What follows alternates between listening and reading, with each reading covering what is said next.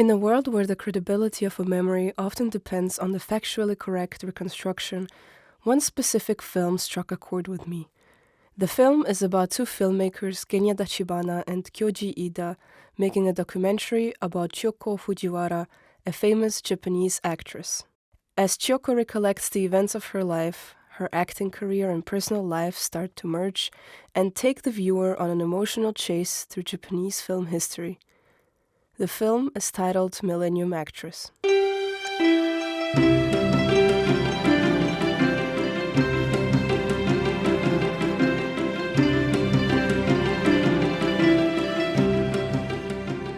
reason why I chose the 2001 animated film Millennium Actress by Satoshi Kon is because this film portrays memory in an unexpected way. It puts into perspective that a memory can also be true if it isn't logical and realistic. In Millennium Actress, the memory has an ever-changing form that can always, depending on an impulse, change and adapt itself to the current point of time from which it is narrated. Since this film is animated, it allows for the filmmaker to play around with memory and its fluctuating nature freely, without having to worry about the viewer being thrown out of the reality too fast. In Animation and Memory, chapter Memoria Rerun, Animated Materiality, Memory and Amnesia, Susan Buchan phrases animation to be a tool to re-evaluate or correct a memory. She quotes Robert Burgoyne to further elaborate that in film the priority lies more on the emotion and the effect, instead of accuracy and fidelity to the record. In this video essay, I intend to analyze how the film Millennium Actress enters this believable narration of a personal story, while keeping the viewer aware of the story's subjectivity. I will be showing examples from mostly early scenes, starting when the interview begins until when the narration jumps out of the memory to explain and contextualize itself for the viewer. Straight away, I've noticed that the scene starts with a commonly known situation. The situation is that someone is sitting with a photo album and retelling their life story by looking at the images and trying to recollect the memories. This establishes from the very beginning the type of narration the viewer finds themselves in. Soon enough, the viewer gets used to it and is no longer questioning what type of story they're in because they have internalized that they are in Chiyoko's memory. Once established, the context becomes secondary, whereas the narrated story and the emotional aspect become the center of the stage. Following that sequence is a short exchange between the cameraman and Chiyoko. But soon after, the movie cuts into this. What I find really well made in this shot is that compared to this earlier shot, the shot size is way closer to Chiyoko, and the camera proceeds to zoom in on her, while a slow fade transition teleports the viewer and the story into a specific situation that Chiyoko recalls. In my opinion, this shot size subconsciously achieves the effect of entering into her memory and getting closer to her, while before it was more distantly looking at the photo album. In order to understand where which subjectivity starts and where it ends, I think it's important to look at all the different layers of reality, or as I'll call them, lenses, through which the story can be viewed. There are several lenses to look at the narrative, and it is an art within itself to construct them in a way that is not confusing to watch, but also entertaining to watch. The lenses build on top of each other as they can merge and split at any given point throughout the film. I could pinpoint 5 lenses which I will be analyzing. The very first lens is straightforward. It's about Chiyoko's life. Within it is how she was persuaded to start her actress career, how she went to Manchuria in order to become a national actress, and also how she fell in love with a painter on the run and followed his trails in hopes of reuniting. This later part can also be read as a metaphor for how she fell in love with acting and started pursuing this career. The next lens are the films in which Chiyoko acted. In the movie Millennium Actress, numerous films representing Japanese film history are shown, all of which she plays a role in. In the clip that I focus my analysis on, only the very first film she acted in is shown. This film is about an innocent, naive girl falling in love with an artist who is wanted by the government. Sadly, the film ends in separation, and considering the historical context of this fictional film, it is most likely propaganda for the Japanese government's interest. Here's an edit of what that film would look like.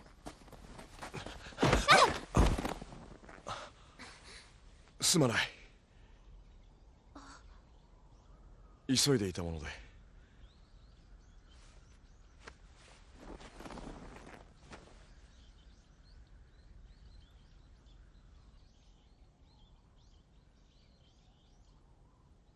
見当たりません。向こうへ回れ。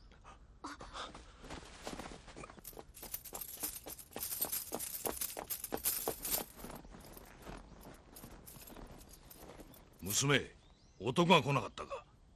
大きな風呂敷を抱えたやつだ。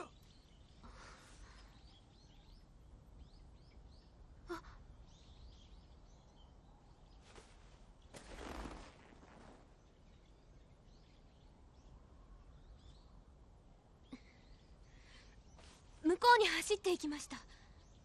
よし。 This type of slow pans and long tension-building dramatic shots perfectly replicate an experience of watching an older, slightly cliché love story. But what you just saw wasn't the original version of the scene. I edited out all the shots in which the cameramen Genya and Kyoji are present. I've noticed that the absence of the cameraman reduced the tension in the scene. Here's a snippet of the original scene for the comparison. 向こうに走っていきました。よし。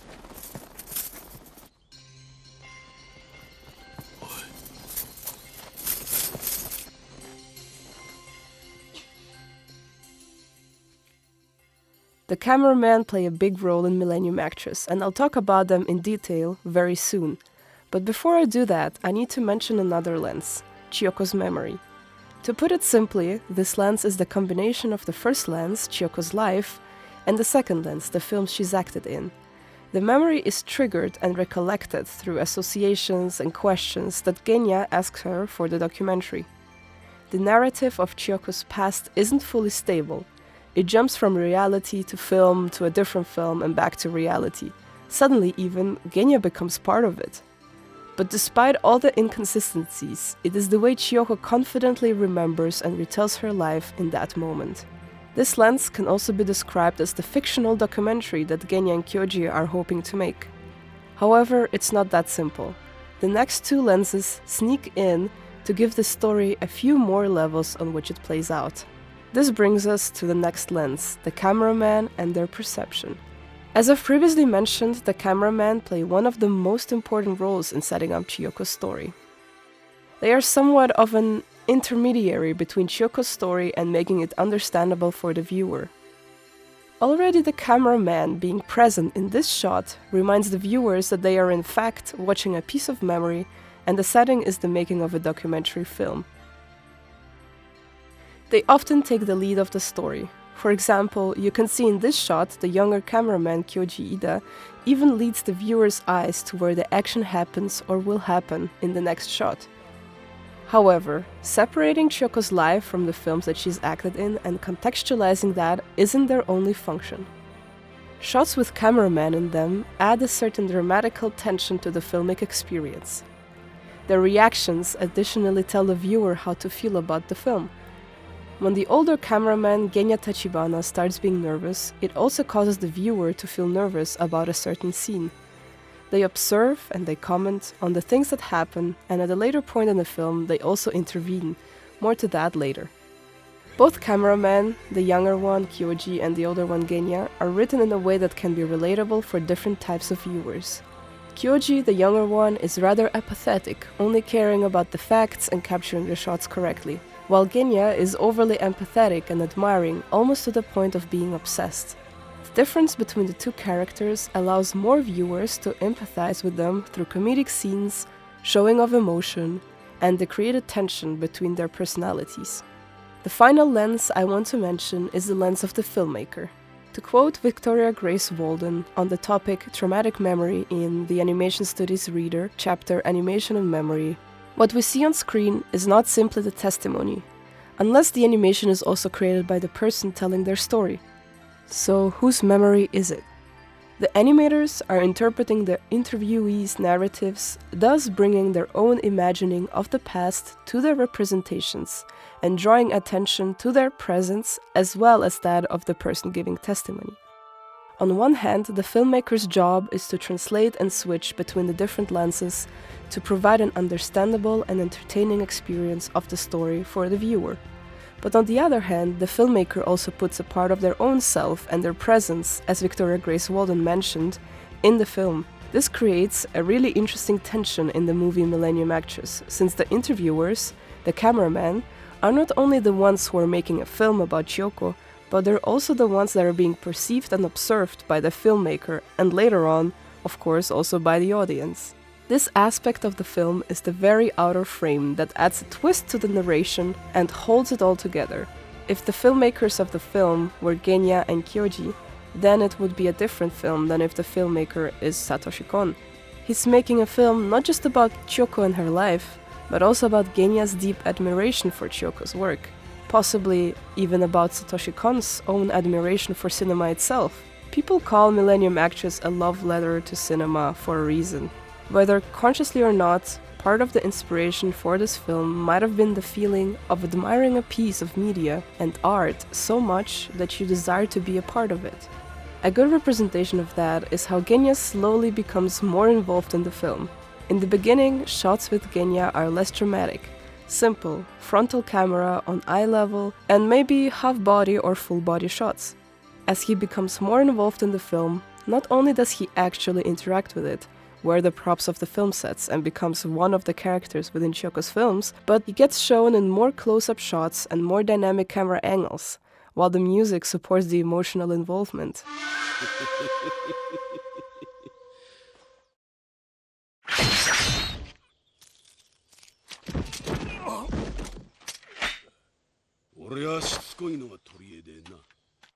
Lastly, there are some further technical tools that the filmmakers used to create a distinction between Chioko's memory and the reality of the situation. And those are tools like color and light. In a scene where Chioko is being recruited by the film agency, Chioko and the participants of that memory are in lowly saturated colors and in a more exposed light compared to the two cameramen, which was done on purpose, according to Satoshi Kon, in an interview on the making of Millennium Actress. Partially, the reason for that was because some of the images they used for research were only in black and white, so they couldn't have known the exact colors, and they chose to revert to more muted palettes. A further tool they used was the musical score by Susumu Hirasawa. The music oftentimes takes over the entire soundscape and creates a feeling of nostalgia.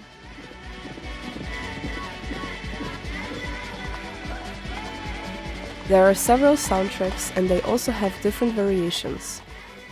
To conclude, the methods used in Millennium Actress that help the viewer enter Chioko's personal story and believe it are the following. First, the story starts with a common situation to ease the viewer into the setting. Then it starts introducing the surrealistic element of the cameraman being part of the memory scenes and thus establishing the narration style.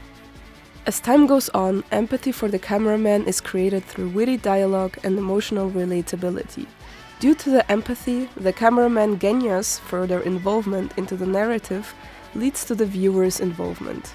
Nicholas Andrew Miller, in Animation and Memory chapter A Printing Machine for the Memory, compares animation to a printing machine, a concept Picasso invented. He writes, "Memory in this guise is not as is typically understood an instrument strictly for mental retrieval or restoration, but also for visual transformation and invention." Thanks to Genya's involvement and the cameraman's presence, the surrealistic elements of spontaneous change that shape the reinvention of Chioko's life story gets normalized. As a result, the viewer can journey through a seamlessly woven story out of the multiple lenses of layers, films, and of subjective realities that I've listed in this video essay.